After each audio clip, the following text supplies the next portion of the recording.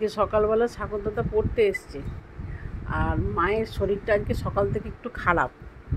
তো মাকে আমি পাশে শুয়ে রেখেছি, আর আমি দেখছি সাগর দাদা আজকে একটা প্যারাগ্রাফ লিখবে। তো আমার কাজ হচ্ছে সেই প্যারাগ্রাফটা ঠিকঠাক লিখছে কিনা সেটা আমার দেখা, সাগর দাদার লেখায় ফাঁকে দিচ্ছে কিনা দেখছি। মাঝখান থেকে আমি নিজের একটু নাকটাও চুলকাচ্ছি, নাকটা বড্ড সুরসুর করছে, বুঝতে পারছি না কেন। আর ওই দিক দিয়ে দেখাচ্ছে আমার মা শুয়ে আছে, মায়ের শরীরটা ভালো নেই, মা চশমা পরে শুয়ে আছে। সাগর দাদাকে পড়ায় বলে কিন্তু পড়াতে পারছে না, শুয়ে শুয়ে আছে। আমি সাগর দাদার দেখাশোনাটা করে নিচ্ছি। সাগর দাদা লেখ, আমার দিকে কি দেখছিস তুই? মা শরীর খারাপ বলে কি হয়েছে? আমি তো আছি, আমি দেখব।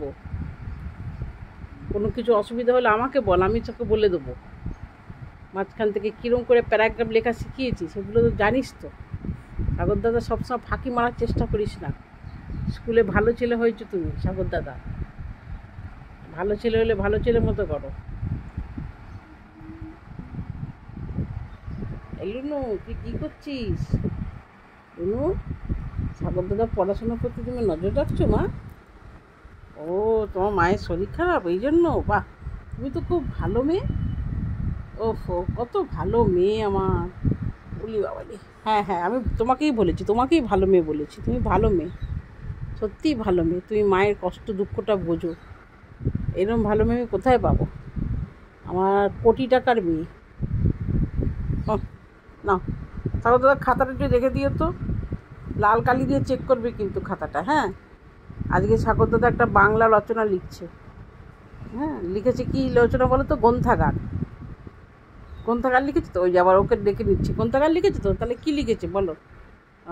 খাতাটা দেখছে, খাতা দেখছে, দেখছে খাতা ঠিক লেখা হচ্ছে তো? হ্যাঁ, ঠিক লেখা হচ্ছে তো? ও ফুলু, ও তেরি, কি তুমি খাতা দেখবে? তুমি তো নিজেই শুয়ে পড়েছো। হ্যাঁ, এ কি, তুমি তো নিজেই শুয়ে পড়লে? এটা কি হচ্ছে বাবা?